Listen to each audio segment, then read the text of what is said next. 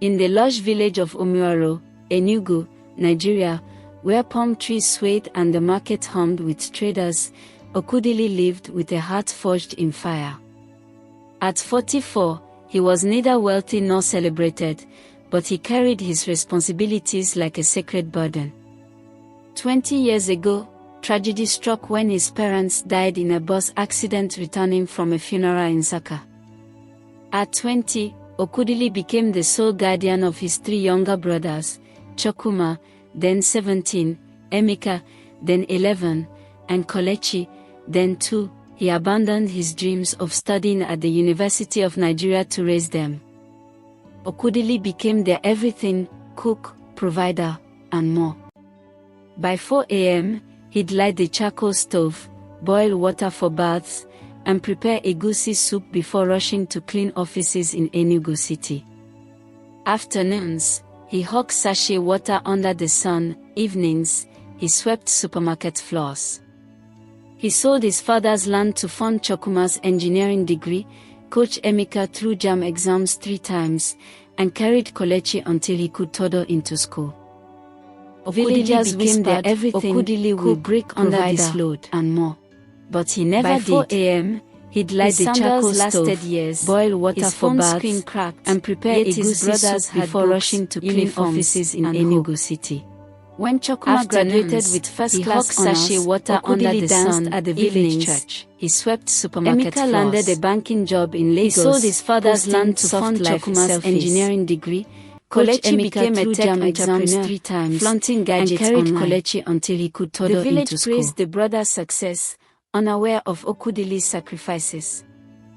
One evening, Okudili called Chokuma, now a wealthy engineer. Chidi's school fees are due, 30,000 naira. Can you help? Chokuma laughed dryly over the phone. You said you'd never ask us for anything. Now you're begging.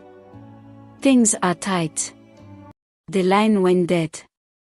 Okudili stared at the cracked phone, stunned.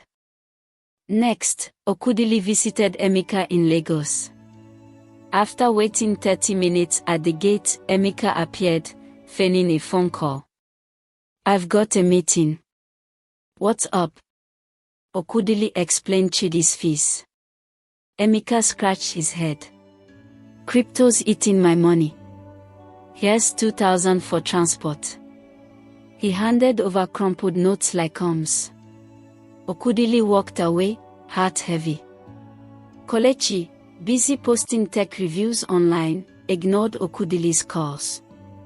Okudili returned to Omuaro, defeated. Neka comforted him.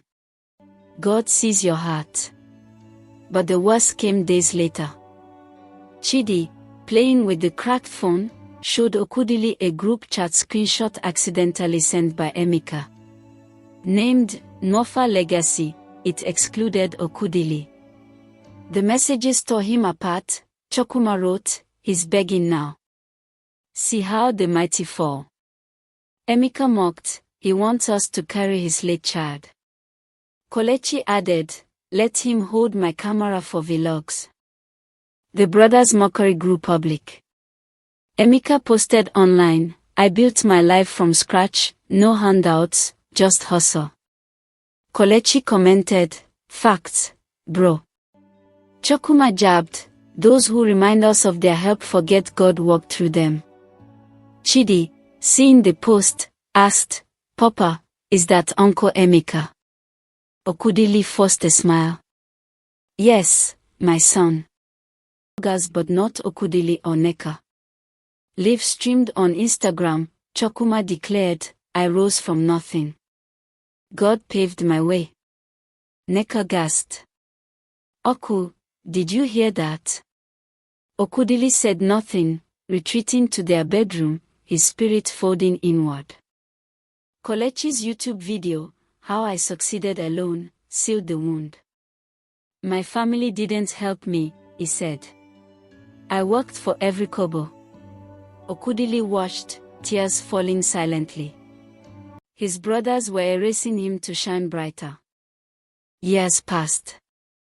Okudili withdrew, focusing on Neka and Chidi. He stopped checking his brother's post or defending himself against village gossip. But Chidi noticed everything: the slumped shoulders, the patched shirt, the sandals polished weekly. One evening, as Okudili fixed a stool in their compound, Chidi approached with his school notebook. "Papa, I need help with an essay." Okudili smiled. "What's it about?" Chidi read, "Write about someone you admire and why." Okudili suggested, "Write about Neka." Chidi shook his head. "I chose you, Papa. Because you're my hero." 2 weeks later, Umuaro's school held a cultural festival. Chidi, in his crisp uniform, was called to read. "Good afternoon," he began. "My essay is about my father, my hero." He read of Okudili's sacrifices, selling land, tutoring, carrying his brothers, and their lies. Some uncles post on Instagram they made it alone, but it's not true. My papa suffered for them. The room fell silent, mothers crying, elders nodding. A teacher recorded Chidi's speech, posting it online. By evening, it had thousands of views on X. Internet sleuths found Chukwuma's foundation post, Emeka's soft life quotes, and Kelechi's videos. Public outrage followed, with comments like, "Where are these uncles?" The brothers' empires crumbled. Chukwuma's foundation lost donors, his GoFundMe was suspended. Emeka's clients dropped him, his crypto boast mocked. Kelechi's YouTube deals vanished, his comment section a battlefield. They laughed off Chidi's drama at first, but their brands collapsed. Okudili remained quiet. A radio station invited him to share his story. A local chief offered Chidi a scholarship. A businesswoman gifted Okudili a motorcycle, saying, "Your heart deserves ease." A real estate firm hired him as a consultant, offering steady pay. 3 weeks later, at a village meeting, Chukwuma, Emeka, and Kelechi appeared. Chukwuma, in a simple shirt, took the microphone. "Chidi's words opened my eyes. We denied the man who raised us." He knelt before Okudili. "Biko, forgive me." Emeka and Kelechi followed, sobbing. Okudili's life changed. His new job brought dignity, he no longer hustled from dawn. Chidi's scholarship secured his future, and he grew up knowing the power of truth. Chukwuma, Emeka, and Kelechi struggled, their pride humbled, learning that restoration takes time. As Okudili sat with Chidi and Neka under the village stars, he whispered, "Chidi, you're my ladder now." Chidi smiled,